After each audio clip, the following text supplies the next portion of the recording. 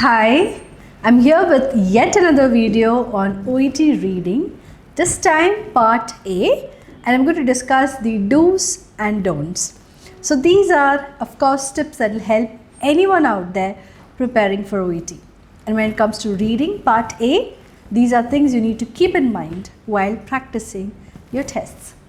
So let's find out what are the acceptable things in the OET reading part A and what are not accepted or things that you should be really careful about. Let's delve straight into the video.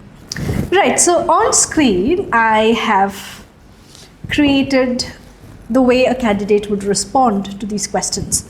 So you can see on screen the first part of reading part A, questions 1 to 7, and we know these are matching questions. Now my first question to you is, you can see these markings that are made on the question booklet, right? The question booklet. Here you have underlining, you have certain words that I've written. Can you see that? Can you see I've written words, question marks. I have underlined how to deal, and I've written a synonym here, manage. Alternative medication, I've written another or. I have drawn boxes here. I have underlined. So my first question is it fine to make such notes? Okay. So yes, when it comes to reading part A, making notes is perfectly fine, which means you can go ahead and mark onto your question paper. It really doesn't matter. And the biggest advantage is you don't have to erase them at all. So whatever marking you can see on screen right now that I've made, underlining, writing keywords, all that is perfectly accepted, because the examiner's focus is going to be on this part of the question paper, the space for the answers. So they're going to check whether you've written the right, in this case the right letters, A, B, C or D in these blanks. Okay, so the first question for today is notes. Making notes is accepted. So feel free, go ahead and underline and make notes as you read the text. Now not only in the question paper, even in your text booklet, you can make notes. So feel free to do so. Now when you look at the section where you have to write the answer, you can see the first one. Can you see this? I have written B/C. So what am I trying to convey here? That is treatment for cellulitis caused by less common bacteria. I'm not sure whether it is taken from text B or text C. So I've written it as B/C, assuming that my examiner will choose the right answer and give me a score. Now even if the right answer here is B, because I've written it as B/C, remember the examiner will never choose the right answer from the list you've given and give you a score there. So the examiner will definitely mark this as wrong. So for the first question, you will definitely lose marks. So this is one big thing you should stay away from. Do not mention options in your answers. Just write one single right answer. Next one, you can see this part here. Is it fine? You can see I have struck out B and I have written D. Now striking out is perfectly fine, but make sure you write down the next letter clear enough, and also ensure that whatever you have struck out is clearly struck out. It should be clear that you shouldn't consider that particular letter. Instead, consider the letter next to what I've written. Now, another question is, here you can see a blank. Is it okay to leave a blank? Well, I would say this is something you should not be doing. Never leave a blank in your part A of reading. You don't have any negative marks. So even if it is at a situation where probably you don't have sufficient time to answer, you haven't referred the passage, the invigilator has just announced that you have maybe a minute more, and in that last minute you're unable to identify what the answer is and you're fully blanked out. But relax. All you need to do is never leave a blank. Instead, guess an answer, even if it is a wildest guess. For instance, I might just fill B here, which is fine, because there is no negative marking for wrong answers. If your answer is wrong, it is just marked as wrong.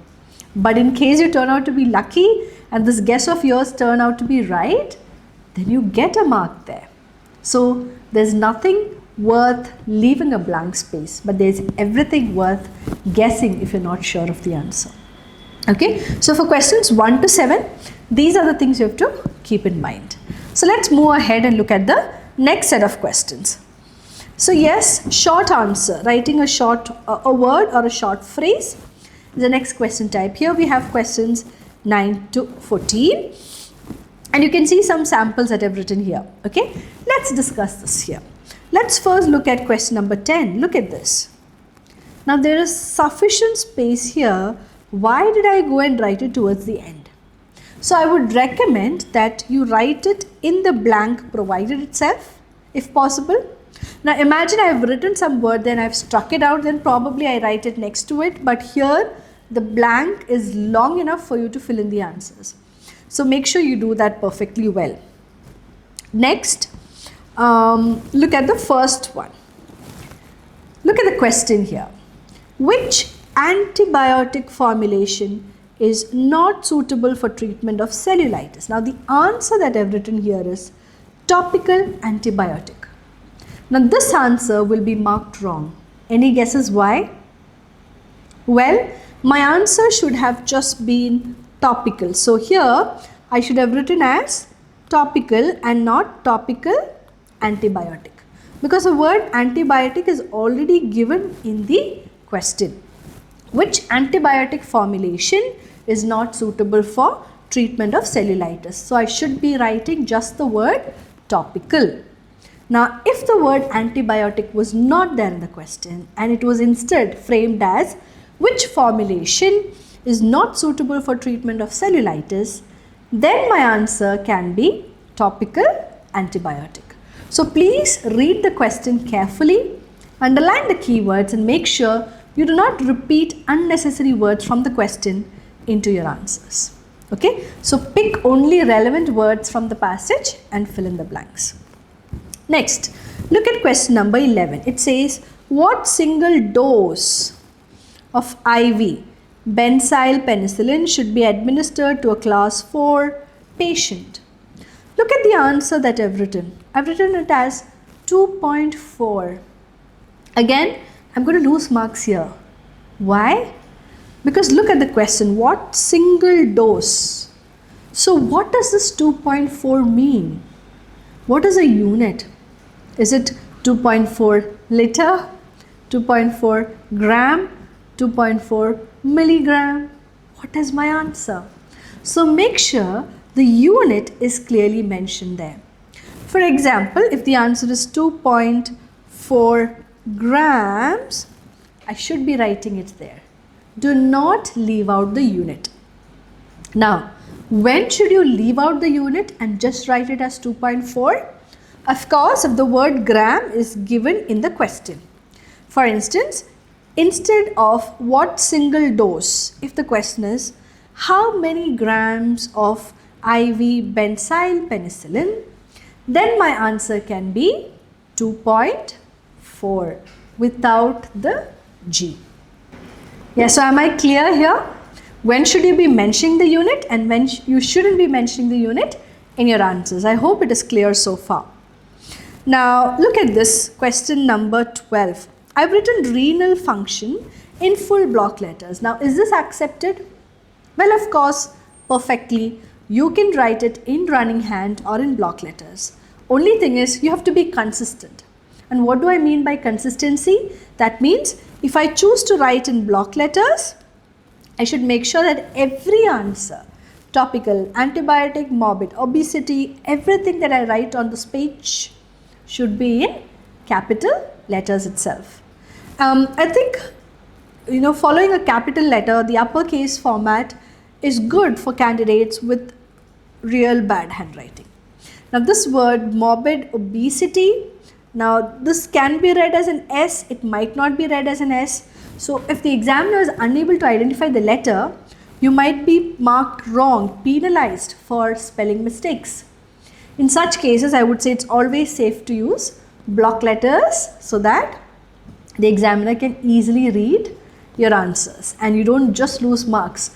In spite of writing the right spelling, just because it is illegible, you shouldn't be losing marks. Okay. Now, Again, look at question number 14. It says, what is the maximum single dose of? Okay. Now, because the question is maximum single dose, look at the answer I've written. I've written here as 600 mg to 1.2 gram 4 times per day. Why did I do that? Let's look at the bit from the text. Now, the text, you can see here it says, look, 600 mg to 1.2 grams 4 times per day. Now, just because that's the answer and it is about clindamycin, I shouldn't be copying the exact same words here. I should be looking at the keywords in the question. They're asking me only about the maximum dosage and not the range. So I have to look at this, and 600 to 1.2. So maximum is 1.2 gram. And because the word dose is given and the unit is not mentioned in the question, my answer should actually have been 1.2 grams. Is that clear? Now, these are certain things you need to keep in mind when solving these short answer questions. Now, let's refer the last set of questions, which is completion task. So, here you have blanks and you have to fill in the blanks, of course, yes. Now, there might be possibilities where you don't have sufficient space, right? Like, for instance, look at question number 19. Patients with exacerbating cellulitis, a compromised immune system, and those with dash should be hospitalized. Now, this dash is not long enough. It is actually perfect spacing, but because I have made a spelling error, I have struck out this word here, and because of which I have written cellulitis on the top, which is fine provided it is legible. If possible, I would always say erase something that you've written wrongly and enter the right word there instead. But if you look at blank for question number 20, the blank is not spacious enough for me to write the entire word here. So here you've seen I've written in the blank and I've just extended my answer to the top part of the question, which is also accepted, just that your handwriting should be legible. Now, look at question number 17. I have written, what is this?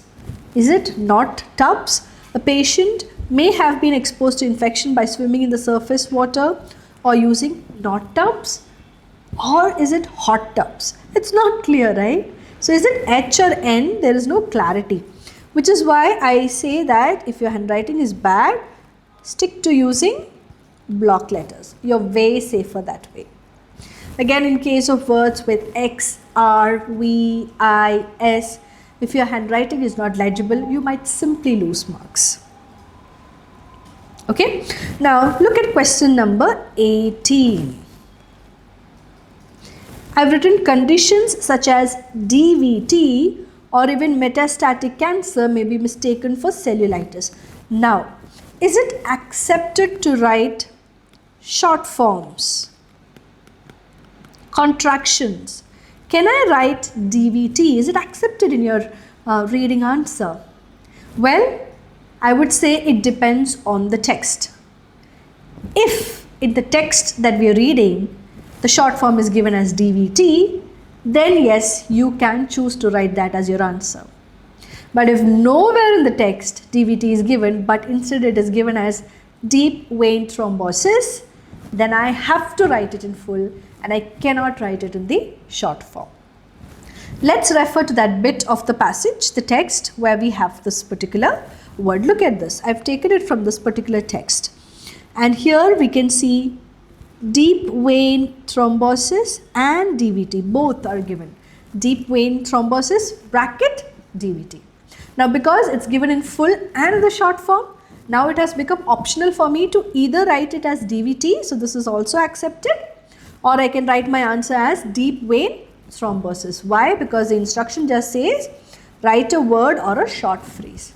It does not say write your answer in a single word. So that is why, that is the only reason why DVT is accepted here, because in the text that we are referring, it is already given as DVT. So I hope I'm clear with the different things that you should be careful about when solving reading part A. So these are the top do's and don'ts that you should keep in mind while practicing.